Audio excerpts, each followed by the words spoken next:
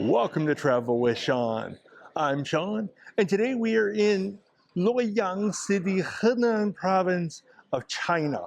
And I'm standing in front of the Imperial throne in Mingtang, which was the Imperial Palace. Luoyang became the capital of China's northern dynasty in 494 AD, when Emperor Xiaowen moved his court from what is now Datong in Shanxi Province to Luoyang in Henan Province. This is a city map of Luoyang during the Zhou dynasty, the reign of Empress Wu Zetian, showing the prominent location of Mingtang and Tiantang, the two most important buildings in the city, and Yingtian Gate, guarding the city's southern entrance. Yingtian or Yingtian Gate, was originally built in 605 AD and was the southern gate of the Imperial Palace continuously for over 500 years until it was burned down during the Jin invasion of 1128. The reconstructed Yingtian Gate was completed and opened to the public in 2019 as part of the Yingtian Site Museum and National Heritage Park of Luoyang City. Having been completed and opened around 2013, the National Heritage Park also showcases the modern reconstruction of Mingtang and Tiantang. I'll tell you more about Tiantang in a moment, but first let's talk about Mingtang and Empress Wu Zetian, the only woman in Chinese history ever to rule in her own right. Wu Zetian began her imperial journey as Empress consort of the Tang dynasty upon marrying Emperor Gaozong in 655 AD. After her husband's death in 683, her son ascended to the throne, and by 688, she ruled China as Dowager Empress and Regent, exercising full authority in his name. To assert her power and establish herself as emperor, she ordered the imperial palace in Luoyang demolished and replaced with a far grander ceremonial complex, despite strong objections from court officials. This was Mingtang, the political and ritual centerpiece of her rule. Around the time its construction was completed, Wu Zetian commissioned the Tiantang Hall beside it as an Imperial Buddhist prayer hall, which was completed the following year. Having now secured both political and religious authority, she formally declared herself emperor in 690 AD, founding the Zhou dynasty and becoming the only woman in the history of China to rule as emperor in her own right. I said this was the imperial seat, but more specifically, this is the seat for the only ruling empress in the history of China. Just sit right back while I tell you a tale of love, jealousy, and treason. Shuo Huaiyi was a street vendor in 7th century Luoyang. He shaved his head and disguised himself as a Buddhist monk to gain access to the empress, and he became her boyfriend. In 695 AD, in a jealous rage, Shuo Huaiyi deliberately set fire to the palace complex, burning down both Tiantang Hall and the Mingtang, while Yingtian survived. Today, as you walk along the bottom floor of the Mingtang, you can see below you the ancient foundations of the original Mingtang, having been discovered in the 1990s. Now we turn our attention to Tiantang Hall.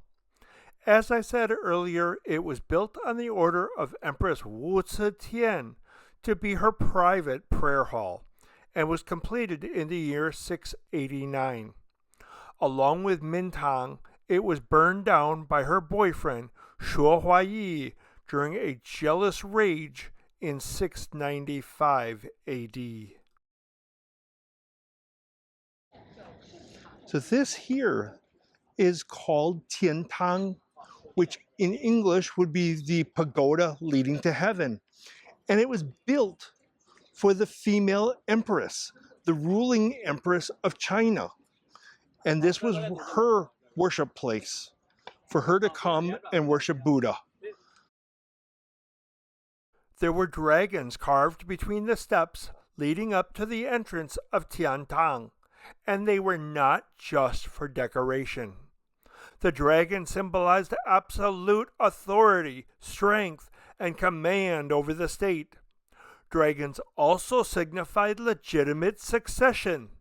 So the empress was symbolically declaring herself the legitimate sovereign, which she officially did the following year. The entrance of Tiantang was an open circular space designed using height and symmetry to create a sense of ritual and imperial authority. This mural shows Empress Wu Zetian presiding over her court, surrounded by officials and foreign envoys. Set inside Tiantang, it can be read as a depiction of an imperial audience held in this very space. This one illustrates Wu Zetian's story, starting with her life at court, her rise to power as regent, and finally her rule as empress, expressed through ceremony and ritual. Wu Zetian would have placed a statue of Vairocana Buddha here, despite admiring Pure Land Buddhism, the teachings of Amitabha Buddha, because Vairocana represents universal power and protection. From the upper level of Tiantang, one can see the Mingtang next door. And widen our view, we can see most of the Luoyang National Heritage Park, including Yingtian Gate, the southern gate. Red lanterns projected imperial authority, auspicious legitimacy, and cosmic harmony. Again, Yingtian was the southern gate into the imperial city. It was built in 688 and burned down in 1128 during the invasion of the emperor of the neighboring Jin dynasty. This model shows the front of the gate with 3 doors for carts to enter. And here we can see the ruins of the original gate, the foundation, and the road over which carts would have passed. Here we see more of the foundation of the original 7th century gate. Bai Ma Si is Chinese for White Horse Temple. This is the oldest Buddhist temple in China. The temple's bell tower sounded at sunrise and signified the opening of the gates.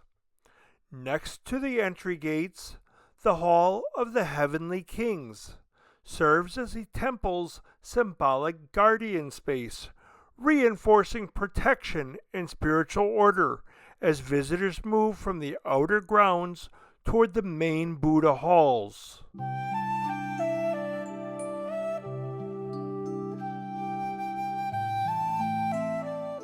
The temple's drum tower announced the end of the day and the closing of the gates. Incense is burned as an offering to the Buddha. The smoke rising from the sticks symbolizes respect, the purification of the space, and the fleeting nature of life. While holding their incense, visitors bow 3 times, Each bow honors a key part of Buddhist practice: the Buddha, the teachings he shared, and the community of monks, nuns, and followers who preserve and live those teachings. These actions combine respect, mindfulness, and devotion, creating a moment of reflection in the temple. Let's take a look inside the temple's symbolic guardian space, the Hall of the Heavenly Kings, built in the 13th or 14th century. Inside is the statue of Sakyamuni Buddha, the founder of Buddhism. White Horse Temple was founded in 68 AD during the Eastern Han Dynasty and is considered the first Buddhist temple in China. It was built to house Buddhist scriptures and images brought from India and to serve as a center for spreading Buddhism. The original buildings no longer survive. Most of what we see today was rebuilt during the Ming and Qing dynasties. The temple is still an important religious site. This is the Bodhisattva Guanyin, probably the most famous Bodhisattva in China. She has a prominent role in a Ming Dynasty novel called Journey to the West that tells of a Tang Dynasty Buddhist monk going on a journey with a character called the Monkey King to retrieve sacred scrolls. In the novel, Guanyin oversees the pilgrimage, ensuring that the journey succeeds through moral growth and spiritual discipline. Guan Yu is revered as a deity in Buddhism, Taoism, Confucianism, and Chinese folk religion. Historically, Guan Yu was a 3rd century general during the Three Kingdoms period, serving Liu Bei and playing a key role in Liu Bei's efforts to reunite China. Standing just outside of Pilu Hall, these stone monuments are historical steles. They record important restorations, imperial support, and key moments in the history of White Horse Temple. Pilu Hall was named in honor of and for the worship of Vairocana Buddha, called Pilu Fo in Chinese. Here, Pilu Fo is flanked by the Bodhisattva of wisdom and the Bodhisattva of practice and action. Attached to the White Horse Temple, the International Buddhist Cultural Area serves as a dedicated space for Buddhist cultural exchange.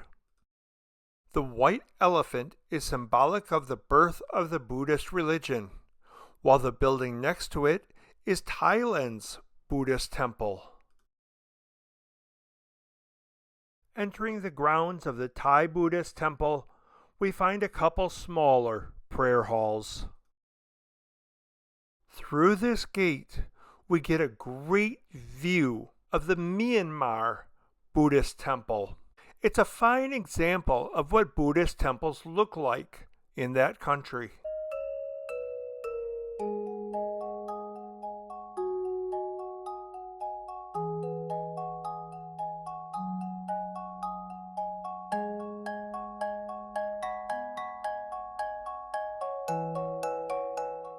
This land was gifted to India for their Buddhist temple, built in the style of Sanchi Stupa, one of the oldest and most important Buddhist monuments in India.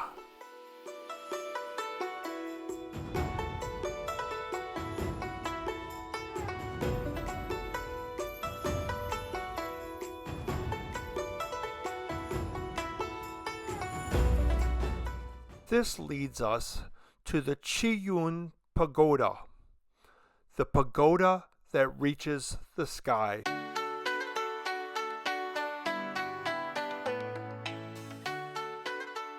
This is the Chiyun Pagoda, which is the pagoda that reaches the sky. It was built in 1175, and they know that there were at least 2 other pagodas here before this one in the 5th century and one built around the year 69. There's no trace of the others. Must have been made of wood, but this one is made of brick. So it is now 850 years old. But the whole purpose of it was to hold the ashes of the Sakamonis Buddha, who was the first Buddha of India and was the creator of Buddhism. This is the tomb of Di Renji, a popular chancellor of the Tang Dynasty, who is remembered for his principal counsel, commitment to good governance, and role in political restoration. Thank you for watching. Thank you for traveling along with me. I always appreciate your support. Until next time, bye-bye. 再见.